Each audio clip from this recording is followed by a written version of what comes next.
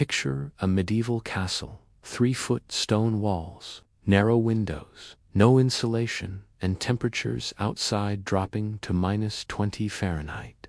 Now picture your modern home, insulated walls, double-pane windows, central heating.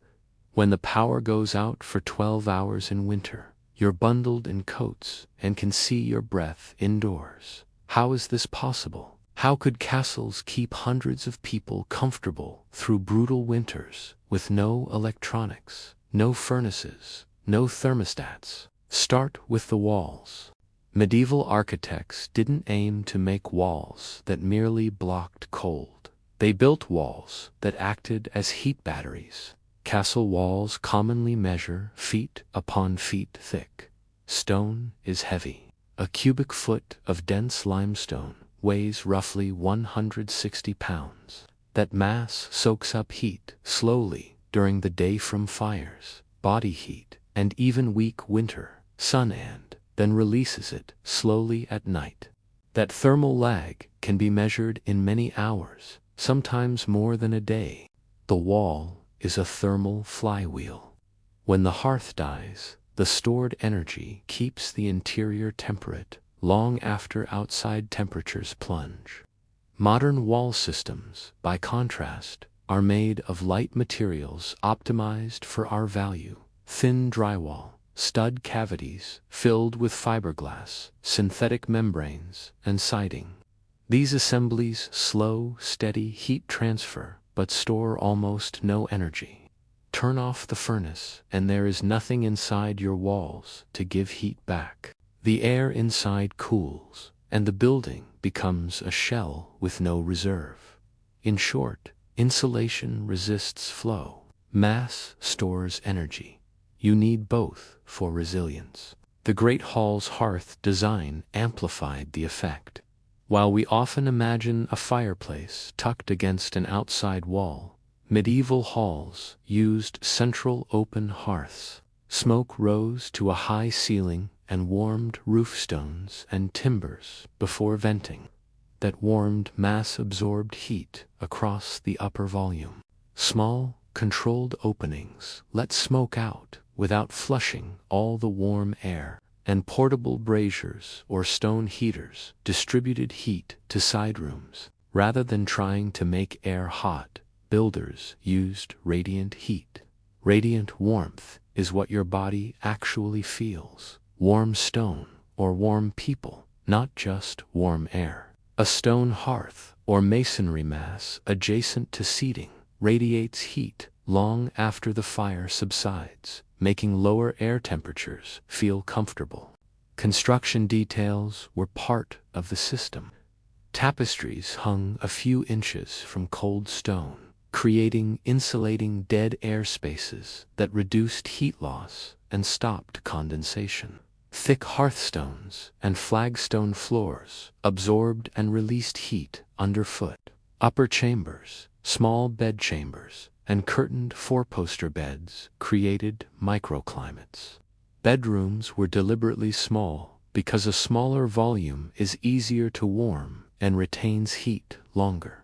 Curtains around beds trapped body heat, effectively creating a personal hotbox. People dressed in multiple layers used heated stones in bedding and clustered for warmth. Human strategies that dramatically reduce the energy needed to stay comfortable. Fuel choice and management mattered.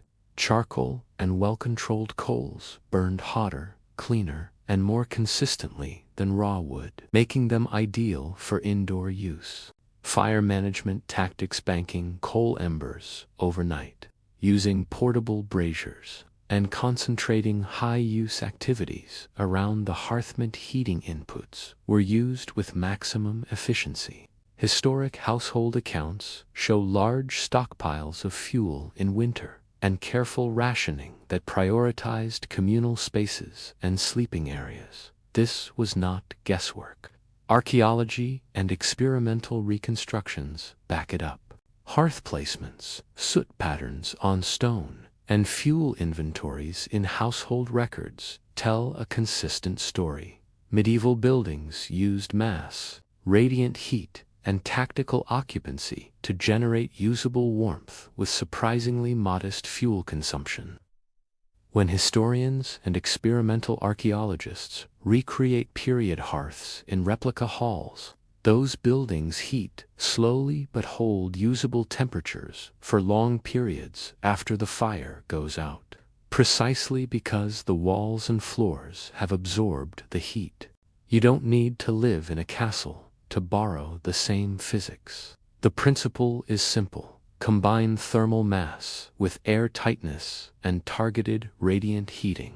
Concrete or tile floors, interior masonry walls, or heavy plaster over masonry act as thermal batteries in modern homes. Pair them with south-facing glazing in winter.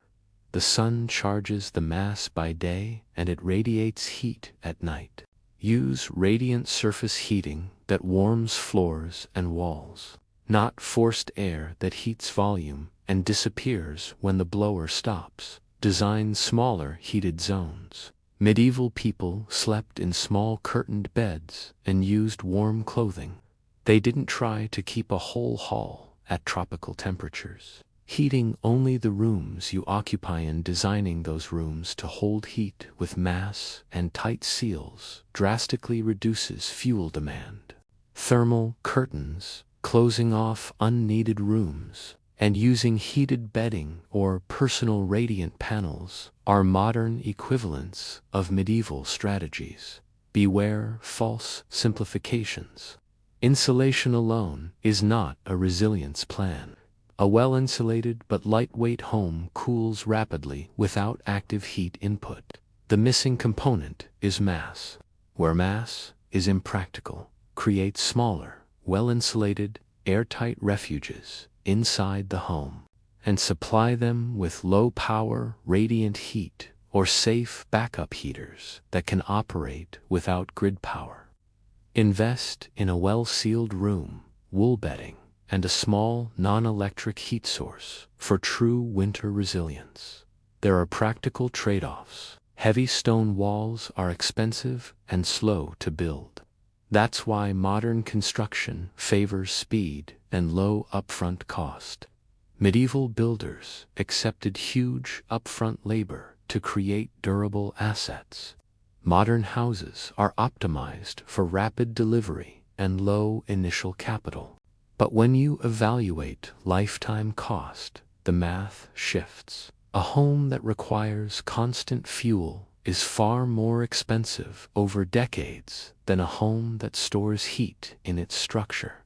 We can do hybrid solutions. Add interior thermal mass where you can, a masonry hearth, thick plaster, a thermal bench, or masonry stove. Use passive solar to charge the mass during the day. Tighten the building envelope so air leakage doesn't short-circuit your stored heat. Design for compartmentalizations, smaller, closable living zones, instead of vast, open-plan spaces that waste heat. In short, blend ancient wisdom with modern materials. Finally, behavioral wisdom matters. Dress in layers indoors. Use heated bedding and rugs. Cluster people where warmth is available. These human strategies are cheap, immediate, and effective. Medieval people didn't suffer because they were stoic. They adapted their habits to the physics of heat. If a winter blackout happens today, the modern house often becomes uninhabitable in hours because we designed for continuous inputs, not for stored warmth. Medieval castles weren't perfect. They were drafty, smoky, and required labor to operate, but they were resilient. They stored energy in their walls, directed heat with thoughtful architecture, and used small, efficient heat sources where they mattered most. You can't, and probably wouldn't want to, rebuild your house as a castle, but you can borrow the principles. Prioritize thermal mass. Design compact heated volumes. Use radiant heating, and plan human behavior accordingly. Those are the same rules that kept halls warm through blizzards and sieges. They still work. When the grid fails, physics doesn't care which century you live in. It will reward whoever understands mass, radiation, and the art of storing heat. Thanks for watching, and don't forget to subscribe for more insights.